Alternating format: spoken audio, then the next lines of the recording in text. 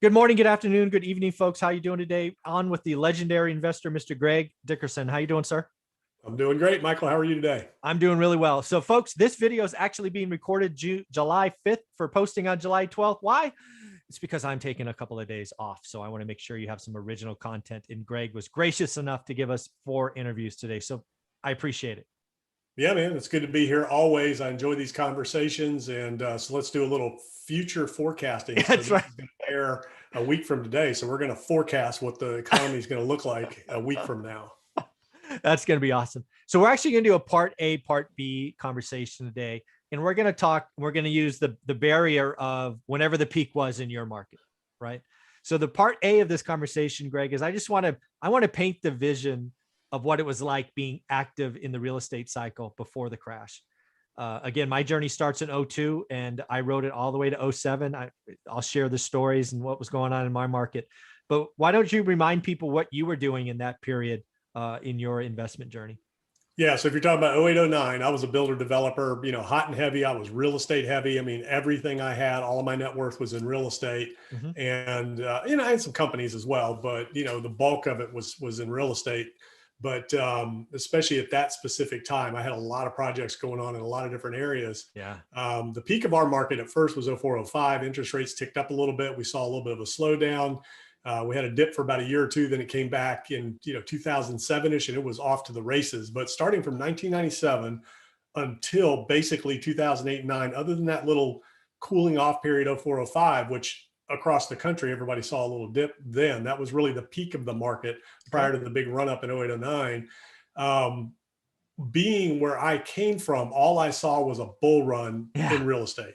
That was it. I mean, when I bought my first house in the early 90s, it was kind of slow. So there was real estate was kind of sluggish in the early 90s through that 95, time period. And actually my first house that I bought, I sold it for what I paid for it 5 years later. I bought it in 1990, Oh, wow. sold it in 1995 for the same amount of money. Hmm. And I was working in restaurants at the time, and I got transferred to Asheville, North Carolina, spent a couple of years there before I moved to the Outer Banks in 97. Sold that house again after a 2-year period for about what we paid for it. Oh, and wow. then moved into a house on the Outer Banks in 1997 is when we moved there, bought a house as my third home. And I had gained no equity over the years in the first 7 years of home ownership, zero. My down payment just kept moving forward. That's funny. And had built no wealth, no equity, no nothing, because the real estate market was flat. Mm-hmm. Interest rates were high, market was flat.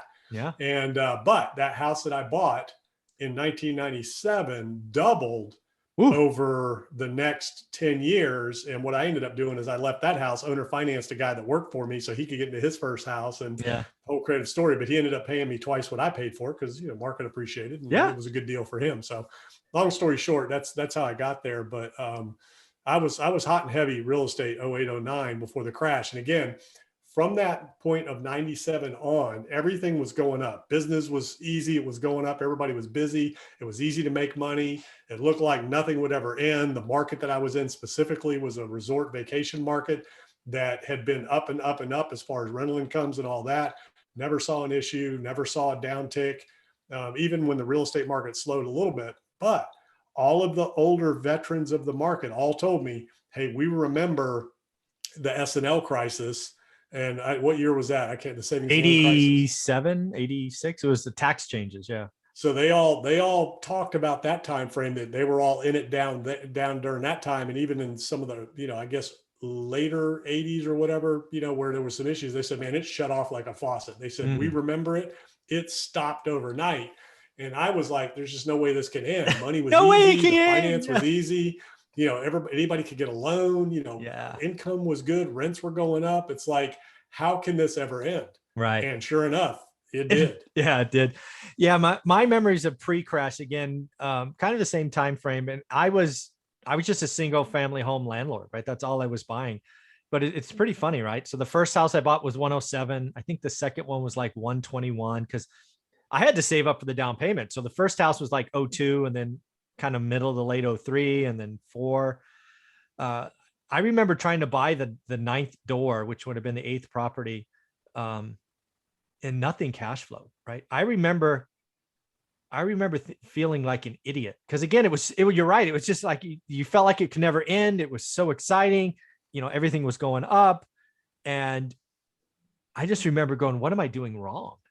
Right. Because that first house, just for example, right, was suddenly worth 260 grand, but the rent didn't move. Right. In my market, rents didn't move because we saw just a disproportionate amount of people moving from renters to owners. So rents were soft. I mean, rents were flat for 5 years while prices were shooting up in my market. Rents were flat. They might've moved $50, but they were pretty flat. And I just remember going, we can't buy anything, honey. It's just the cash flow, which is what I buy for, just didn't make sense. And ultimately, before the crash started, we started doing 1031 exchanges out of houses into an asset I didn't know anything about, which was multifamily. And then lo and behold, the market rolled over. But yeah, I remember the other thing I remember about, you're right, everybody was getting a loan. I remember the first loan we got in 2002, like having to go through financial statements, and actually it felt like you were going to the dentist, right? It was a process. It wasn't hard, but it was a process. By the end of that, the last 2 or 3 loans we got, it was like, sign this piece of paper. Don't fill anything in. We'll fill it in for you. I'm like, what? Yeah, it was. Yeah, I didn't have any of that, but I had to fill in the blanks myself. But it was all stated, so all you had to do was state your income. I had assets, had income, had a good credit score. So that's all you needed. You could borrow whatever you want. But the interesting thing was that lender was Lehman Brothers.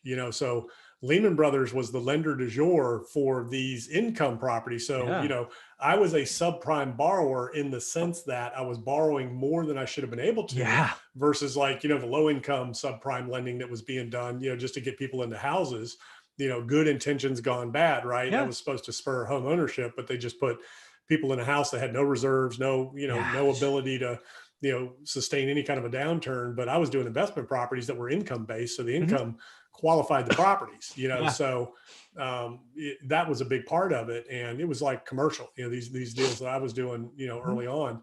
So it was really interesting times. But again, we were all just doing, and I remember talking to friends of mine that were builders, and like I would build them and sell them. And then I started learning, well, shoot, if you keep them a year and you rent them up, they'll sell for even more.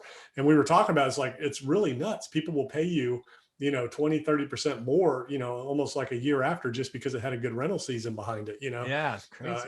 It was really interesting. So that's the value add game of old. And I mean, some of these things were significant. They were doing, 150 to 300,000 a year in rental income on a beach house. Wow. I mean, that's the kind of stuff that I was playing with. So they were like little apartment buildings. And again, this was seasonal rentals before Airbnb, right? This is 20 years ago. Yeah. I mean, VRBO started, at some point, I can't remember when the internet was a thing, probably 04, 05, we had VRBO, but yeah, Airbnb wasn't even around. Yeah.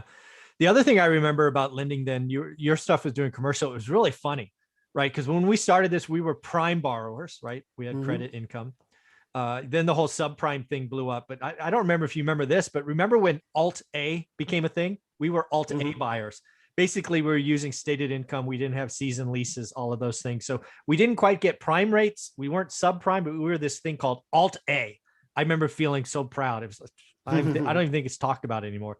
It was just some of the nonsense that was going on in the market, getting loans. And it was, looking back on it, it should have been a sign that there was a problem, right, in the lending market. And again, as a landlord, there was never a worse time to be an apartment landlord, at least in my market. Tenants were moving from apartments to home ownership at record numbers.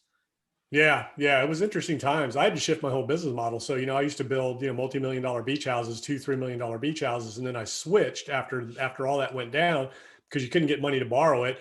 And, we saw a little bit of a dip in the rental market during that time period, but not much because, everybody thought the world economically was coming to an end in 08, 09. The markets were crashing. Real estate was diving.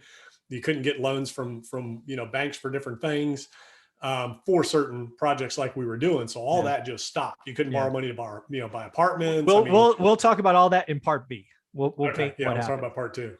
Post. But anyways, it was interesting times. I was very heavy. I don't know. I had about $30 million worth of construction loans out that I was trying to refinance that I had permanent mortgage commitments on. But then when I went to get the money, banks were non-existent, wouldn't do it. Yeah. I had no clue what was going on. Yeah. The other thing I want to talk about is the environment up to the bubble point and how it's different today. Yeah. The first thing I want to point out is lending is remarkably different today, right? People that want to point at a chart and say price A and price B are the same don't understand the lending of how drastically the lending environment is today. Is that fair? Yeah, you got to have a down payment. Back then, you didn't necessarily have to have a down payment. You could use the equity in the property. Now, the difference is you're paying based on appraised value or purchase price, whichever is less. Back then, it was on appraised value because it was always more than your purchase price generally. So you could get into those things with zero money. So I was, I had equity in what I was building. So I would go in, I would get a construction loan as the builder developer. I had my own company that I would hire to build the project. I would get a 10% working capital deposit. So I got cash back at closing. I got funded 100% of the loan.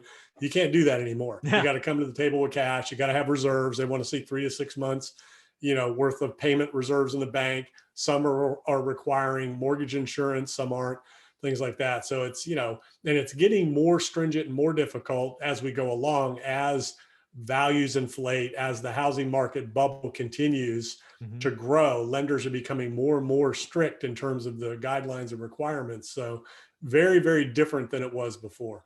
Yeah. The last thing I want to point out is about the like up to the peak, right? The party's still going. What really I remember is people were getting yes answers to loans or loan products that they shouldn't have gotten. They were bad loans.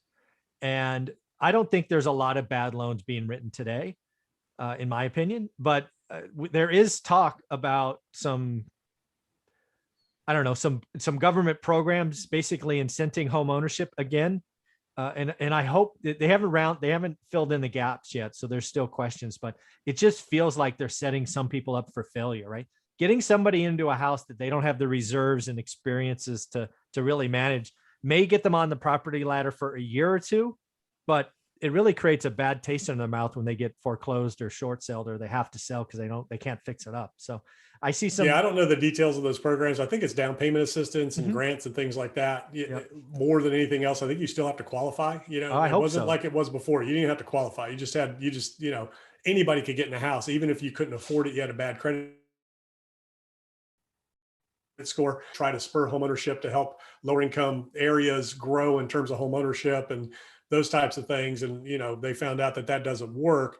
So it's very different now. I think even with those new programs, that's going to make it different. And then the loan products, like you talked about, I mean, you could get a reverse mortgage, when you're, and those types of things. But there were negative amortization loans neg am.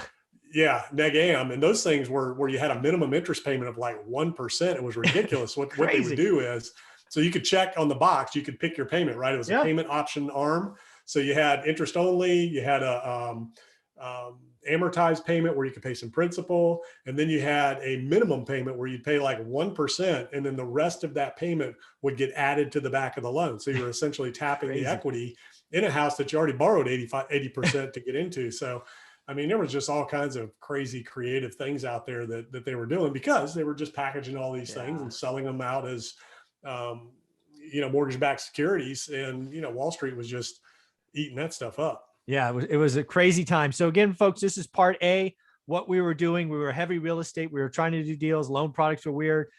Anybody could get a loan. You could really bundle them up. It was a crazy time. Part B of this is going to be what happened to us after the crash. How did we get through it? How did we survive? Yeah, because we took advantage of all of them. Absolutely. Absolutely. Well, Greg, one time, how can people follow you? Yep. GregDickerson.com. That's where all my info is. YouTube channel, podcast, social media, GregDickerson.com. Thanks, buddy.